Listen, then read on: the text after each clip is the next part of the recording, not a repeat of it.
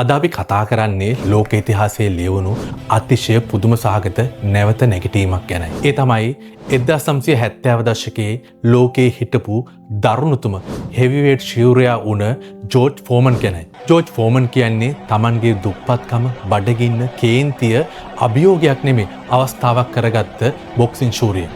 ඒ නිසාම බොක්සිං ක්‍රීඩකයෝ ගොඩක් මෙයත් එක්ක ෆයිට් කරන්න බය වුණා. ඒත් 1974දී මොහොමඩ් අලි එක්ක තිබුණු සුප්‍රසිද්ධ සටනින් ෆෝමන් අන්ත පරාජයට පත් වෙනවා. ඒ පරාජය එයාගේ මුළු ජීවිතයම උඩී යටිකුරු කරන්න සමත් වෙනවා. මේ පරාජයෙන් පස්සේ මානසිකව වැටුණු ෆෝමන් ක්‍රීඩාවෙන් සමුවරන් සම්පූර්ණයෙන්ම වෙනස් මාවතකට යොමු වෙනවා. එයා එතනින් එහාට දේවගැතිවරයෙක් බවට පත් වෙලා වසර 10ක් පුරා ආගමික සේවයේ යෙදෙනවා. වලල්ලෙති මිනිස්සුන්ගේ ලේ පනින්න පහර දුන්න මේ දරුණු මිනිසා වෙනුවට මිනිසුන්ට ආදරය කරන නිහතමාන මිනිසෙක් ඔහුගේ ඇතුළෙන්ම බිහි වෙන්න පටන් ගන්නවා. මේ හින්දා ඔහු බොක්සිං ක්‍රීඩාවට ආපහු එයි කියලා ලෝකයේ කිසි කෙනෙක් බලාපොරොත්තු වෙන්නේ නැහැ.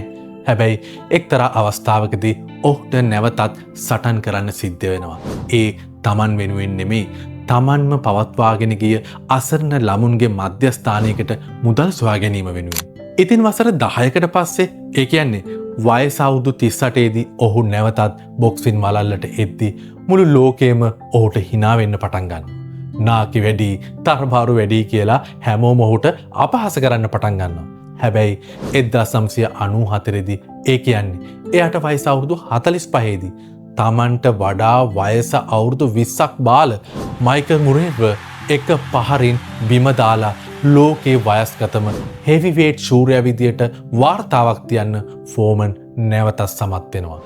කලින් Tamanට hina වුණු ලෝකයේම එදා ඔහු ඉදිරියේ දන ගස්සන්න ෆෝමන්ට හැකි වෙනවා. ඉතින් අපිට මේ කතාවෙන් ගන්න තියෙන පණිවිඩය තමයි පරාජය කියන්නේ ගමනක අවසානය නෙමෙයි. ඒක වඩාත් හොඳින් නැවත ආරම්භ කරන්න ඔබට ලැබෙන අවස්ථාවක් කියන එක.